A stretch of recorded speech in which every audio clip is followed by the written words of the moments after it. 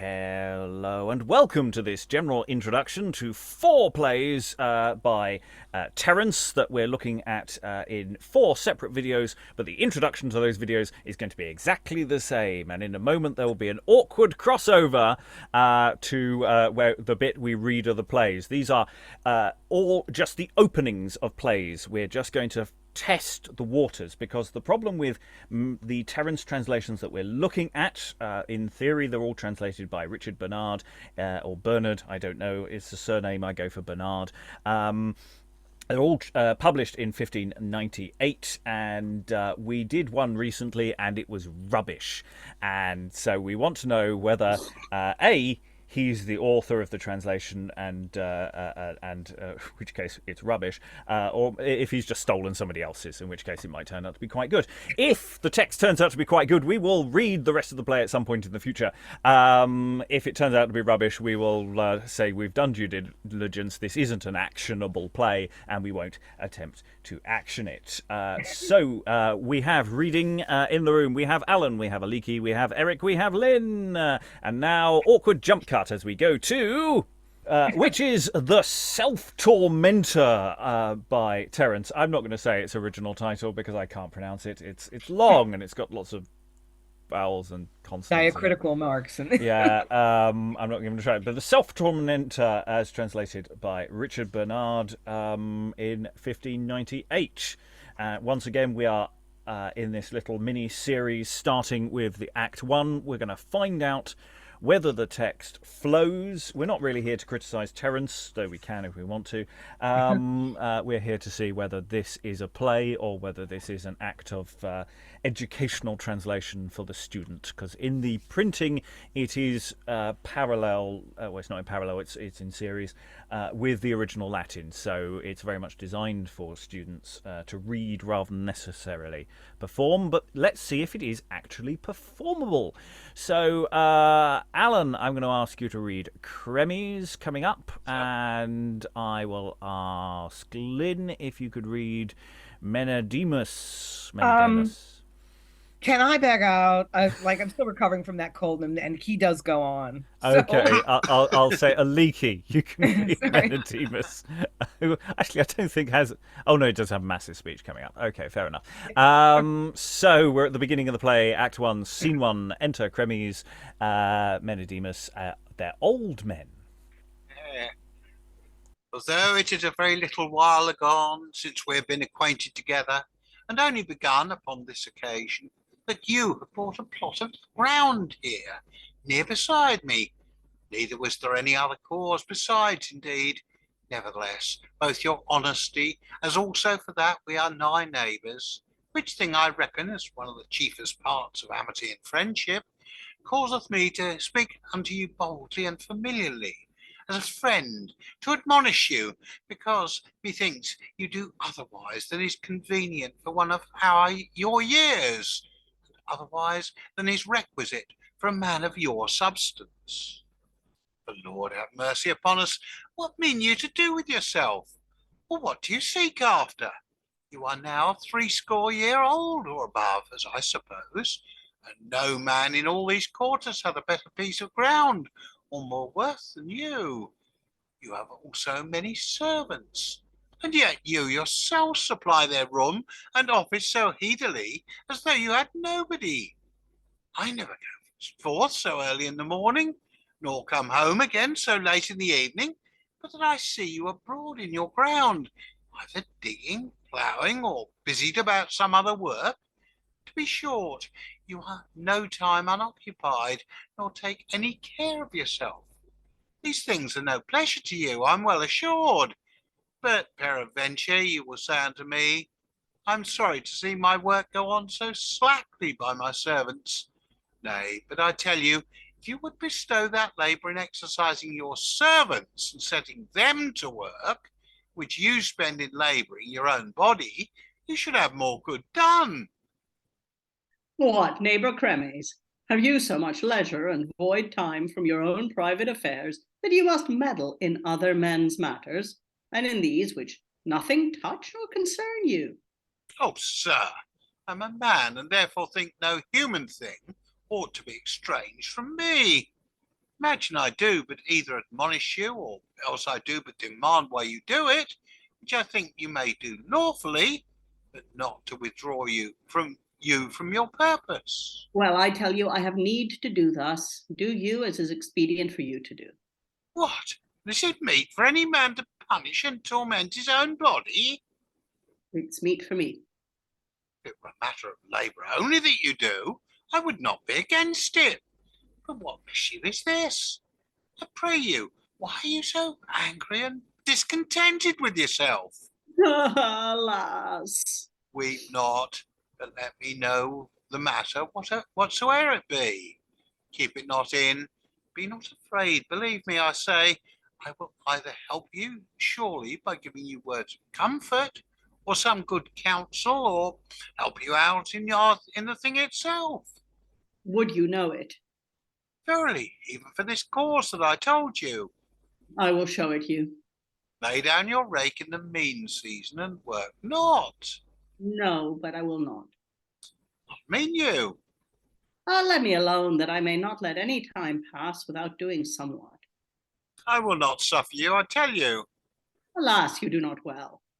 Woe is me for you. Carry you such heavy rakes, I pray you? Such is my desert. Now tell me. I have but one son in the world, and he is a young stripling. But what did I say? I have one. Verily, friend Cremes, one I had. Now I am in doubt whether I have one or no. Why is this so? You shall know. There is here a poor old woman, a stranger that came from Corinth. Her daughter he began to love so as that he had almost cast himself away. For now, in a manner, he used her as his wife, and all this he did unknown to me. But as soon as I had intelligence of the matter, I began to take him up roundly and to handle him shrewdly, not as it was meet to deal with a lovesick-minded young man, but forcible, and after the common and usual manner of fathers. I was day by day reprehending him, saying, Dost thou think to do such things as these while I am alive, to have a lover now as though she were thy wife? Plinia, thou art foully deceived if thou think that, and art together ignorant of my mind. So long I will be thy father, as thou performest the duty of a son. But if thou do that as becometh thee to do, shall find means to do by thee as shall become me. Surely this ariseth of no other thing but of too much ease. When I was of the age that you are now, I did not run a wenching, but was fain to go out these quarters into the country of Asia for mere poverty, and there, by my worthy exploits, I got me both wealth and credit withal. Lastly, the matter surely came to this issue, that the young man, being overcome by often hearing my grief for the selfsame things, thought that I would provide for him better than he could for himself, both by reason of my years, and also for the entire and hearty love that I bear him, went into Asia, Cremes, unto the king there, to be a soldier. What say you? He took his journey unwitting to me, and hath been away a whole quarter of a year. You are both to blame, although that be a rash enterprise, yet it is some token of a shamefast mind and of good courage. When I knew of it by them that were privy to it, and of his counsel, home I came again, all sad, in a manner distraught, and uncertain what to do. For thought, I sit down to rest myself. Some of my men comes running to me and pulls off my stirrups. Others I see hasting to make ready supper and to lay the cloth.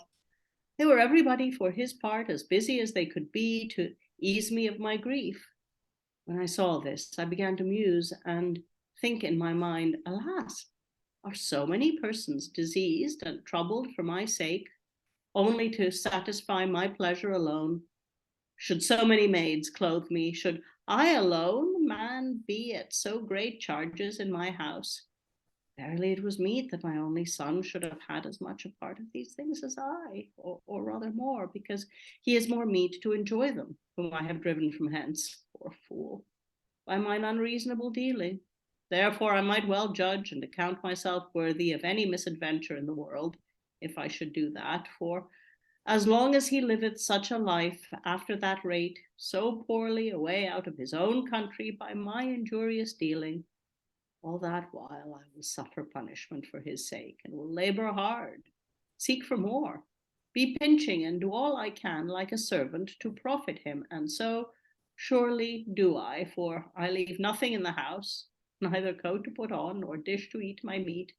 I have scraped up all, brought them forth, and sold them, men servants, maid servants, those excepted which can easily gain their charges in laboring about my husbandry. I set forth a price of my house, and write on the door that it is to be sold.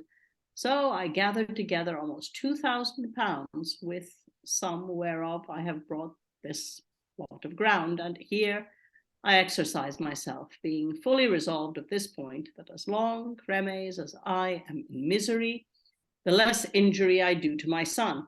Neither may I take any manner of pleasure here until my son return home safe and sound to take part with me. I think you be of a gentle nature, and render towards your son and him also to be tractable enough, if a man did handle him well after a good sort. But neither were you well acquainted with his fashions, nor he with yours, and this falls out, when men live not as they ought. You never showed him how much you set by him, neither durst he be so bold as to make you privy to those things which is meet for a father to know, which, if you both had done, these things had never befallen you. I confess it to be so. I am the greatest fault.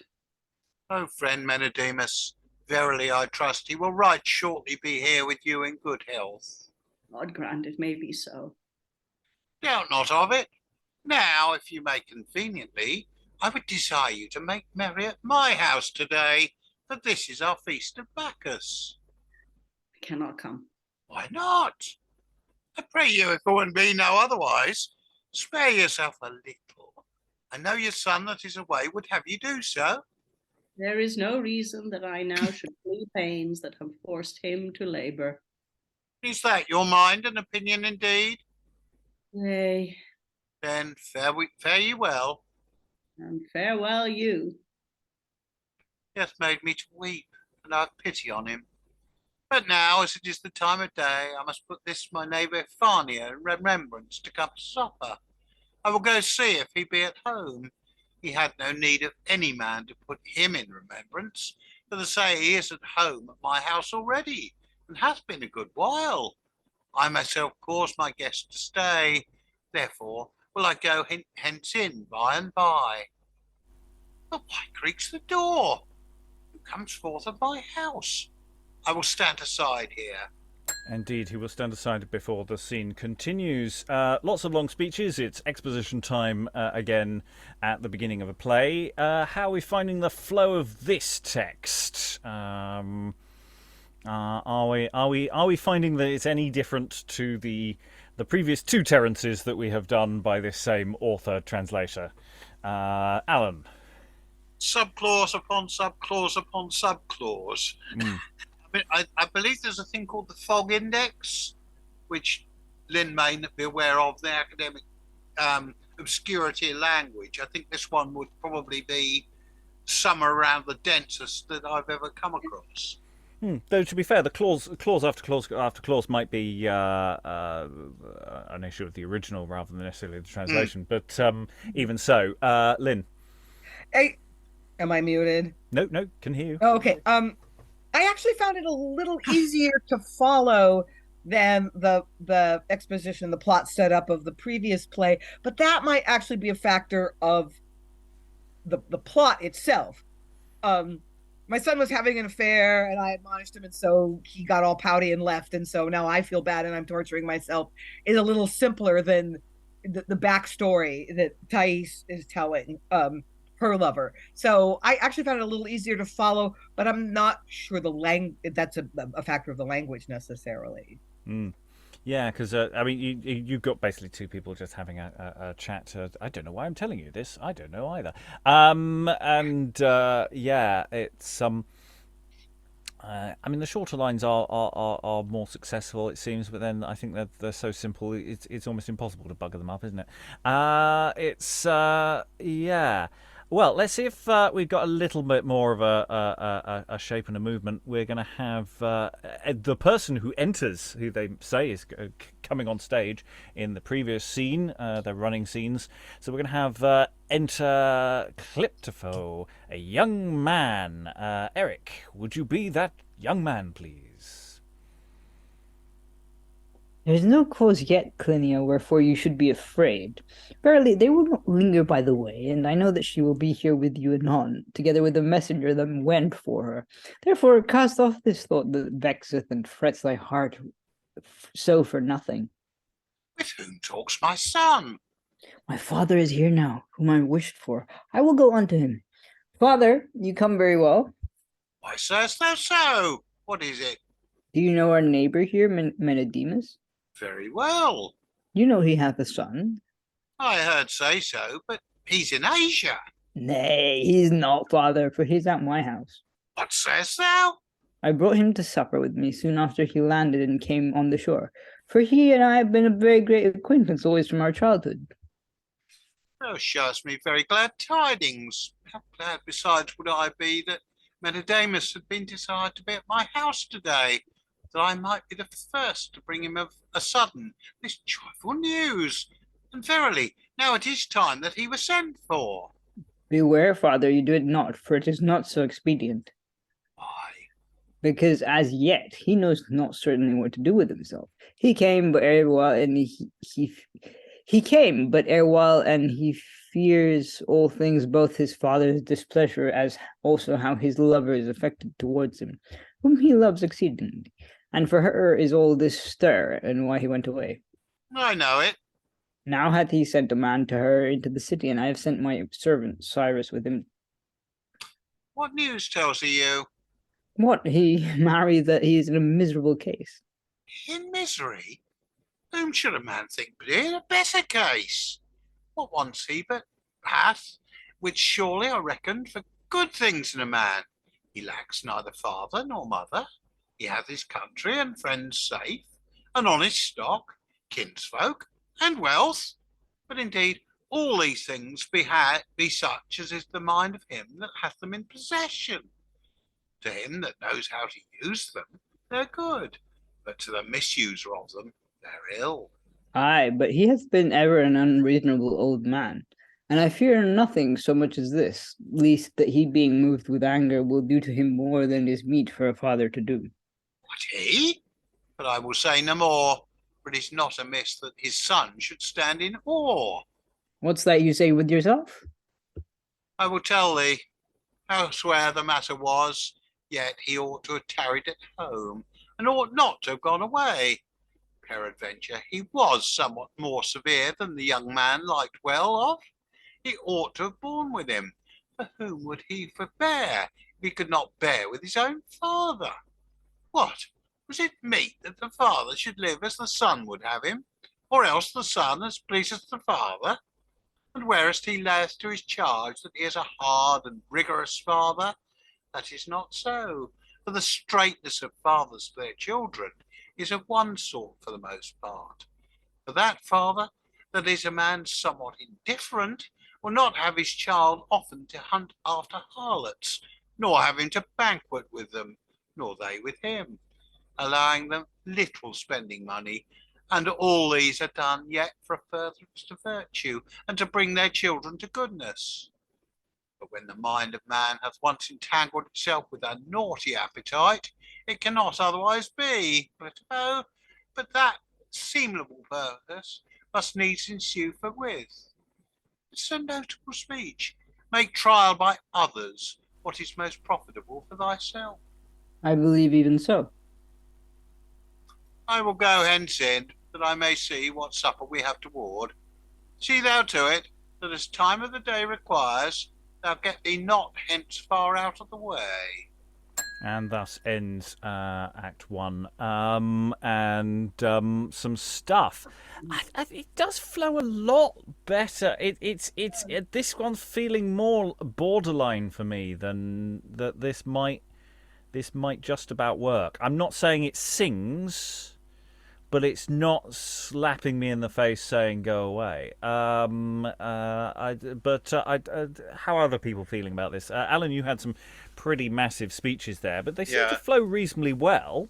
Not too bad, but the punctuation is complete.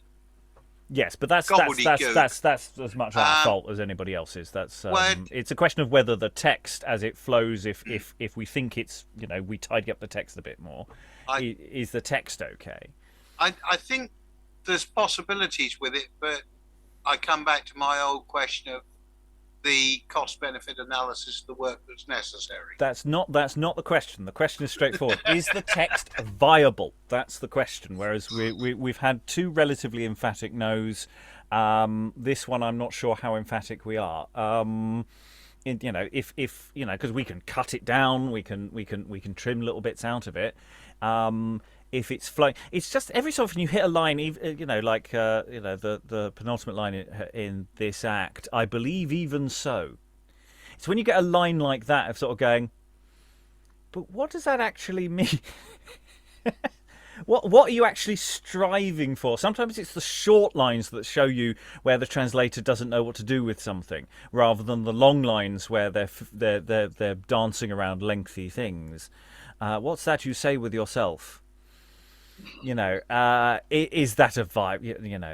Is that viable? Alan? I think actually that line you quoted there, I believe even so, has got a subtext of, Father, shut up. Yeah. But yeah. I'm sure you're right, Dad. Yeah. Other thoughts in the room? Where are we landing? Aliki? Yeah, I tend to agree with you on this one. I think it does flow better, and possibly it is worth investigating more fully. Sorry, it's not an easy text, and it will never flow as if it were written in English, but it does kind of flow. Because at the moment we've only got one viable Terence. He wrote 6 plays and we've only found one usable script of all the translations that we've looked at. There are more to come. And I would quite like to do the early modern versions of Terence by one writer or another. We don't have to do them all several times. But it's a matter of, do we have another one that's better than this? Which we may keep have this one on standby in case we find a better Terence for this particular one? Yeah. Alan? You mentioned other translations. Are they roughly contemporary or are they significantly later? Well, we've got I don't know whether we have of this play. I know there are more Terences to come, but I know we've got loads of Andreas, but we've already got one decent Andrea, so I'm actually quite happy to stick with Maurice Kiffin's translation. It's very good. The 1521s, which is terrible. I'm not that interested in finding the spectrum range of Andreas on the early modern scale. I certainly know there are more to come in the future. I'm fairly certain there are some medieval ones as well, which we haven't looked at because I couldn't get copies of them. So yeah, there's a lot of them about, but they may be clustered more about some plays more than others. Lynn, what's your thoughts on this play? Yay or a nay or a Well, I'm a little. I'm more inclined to walk away from it, but not for a reason that counts.